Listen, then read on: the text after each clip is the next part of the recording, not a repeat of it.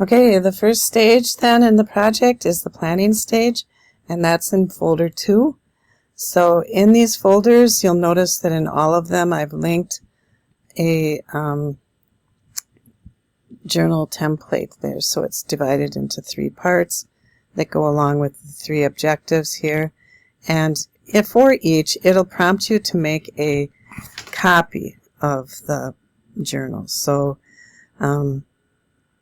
you'll be prompted to make this copy. Once you do, that document is housed in your Google Drive, and you must put it into a folder. You should make a folder that's for your personal project only, where you can put artifacts, photos, such as photos or diagrams or what have you, and share that folder and each document like this one with your supervisor. So go to the share settings, and if you're not sure how to do that, ask a friend or a teacher or something. That's pretty easy. So let's start with the presentation then. What you're going to do is set a learning goal based on a personal interest.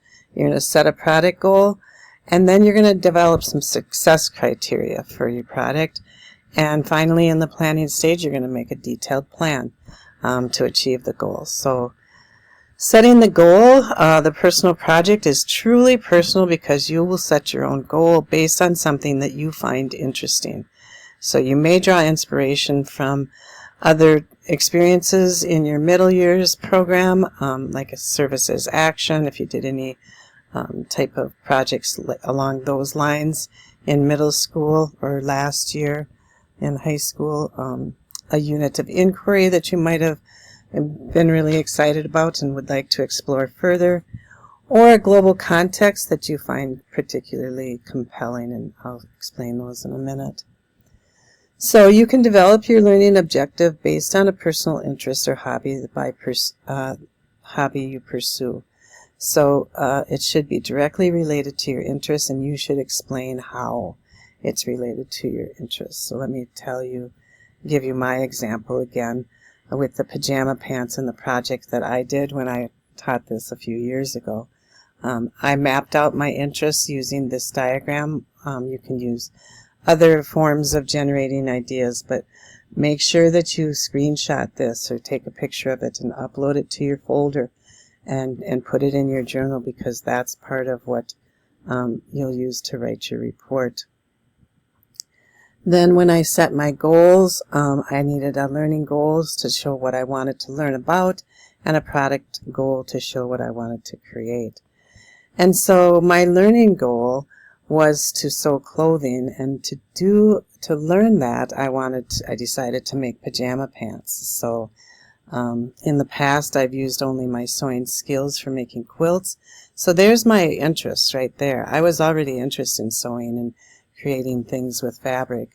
But then that summer I discovered a handmade vest in a local store, and it looked so easy to make. So I talked to my sister, who's an accomplished seamstress, and I asked her, where should I start? And she suggested pajama pants. So when I explained how that personal interest led me to the goal of learning to sew clothing, I also brought in a global context. So the global context, I linked them down here. IB has 6 of them. Identities and relationships, orientation in space and time, personal and cultural expression. I could have used this global context to focus my work on specific or scientific and technical innovation, globalization and sustainability, or fairness and development. Either of those would have worked too, but I landed with globalization and sustainability because I wanted to make sure that, I thought my focus then could be on not having to ship clothing across the globe, and also maybe it would promote fair trade, where people that are making clothing for others across the globe are getting paid a fair wage. So you'll choose one of these 6, and it has to be one of these 6 to focus, your learning.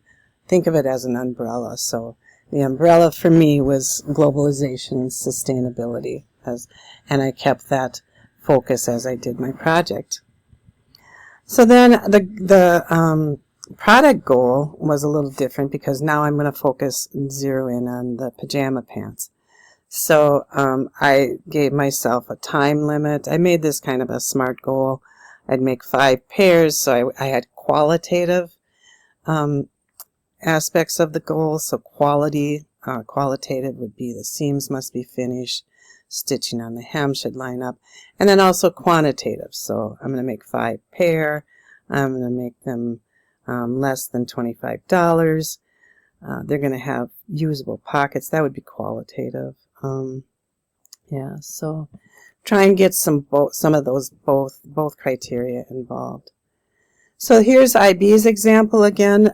You can either start with what you want to learn and then choose a product, or start with what you want to produce and choose your learning. So if you start with what you want to learn, I want to learn about fitness, here are some possible products. And if you start with what you want to create, this is your product, here's some possible learning goals then.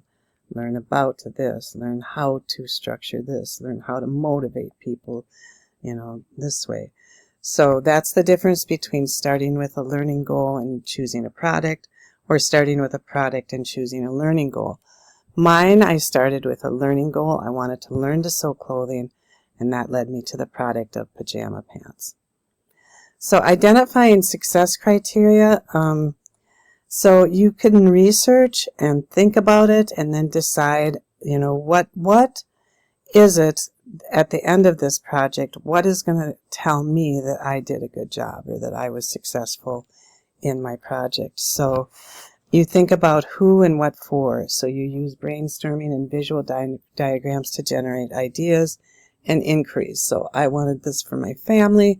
So my kids were in their early 20s then, and I wanted them to wear them. So that's harder to do when they're in their early 20s than it is when they're, in 5 or 6 years old. Then you can get them to wear anything, I guess. But anyway, research then. You can research. I researched different pajama pants patterns. I looked online. I looked at old pajama pants that we have around the house. And then I used critical thinking skills to base my criteria on. So success criteria should also be SMART. They should be specific, measurable, achievable, relevant, and time-bound.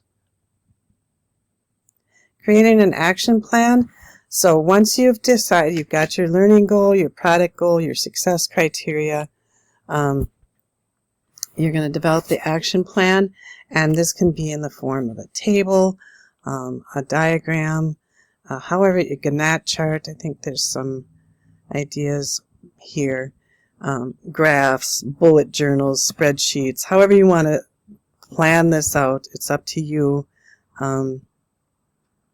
But remember that it's an iterative process. So even in stage A, all of that is just keep repeating and improving what you want to learn, what you want to create, what will I need to do to achieve the success criteria, how can I achieve these criteria in the time that I have, and so on. So the top tips for this is you should take into consideration the time needed to complete the project, which IB recommends spending 25 hours on. So this is over the course of 5 months, so that shouldn't be too hard. Consider your approaches to learning skills. So when I approached sewing clothing, I knew I would be bringing my math skills to that project. I'm a math teacher, and I know there's a lot of math in sewing. So I knew I would be bringing that skill to the project. But I'm only, sewing quilts just requires a straight line, and I'm not as good at sewing, so I knew I would be developing those skills, like reading a pattern and things like that. So think of those approaches to learning that you'll develop and those that you already have that'll help you complete your project. And research. and document that research as you go through it. And then writing the report. So if you use this checklist for criterion A, did you include all of these things? Look for them in your journal.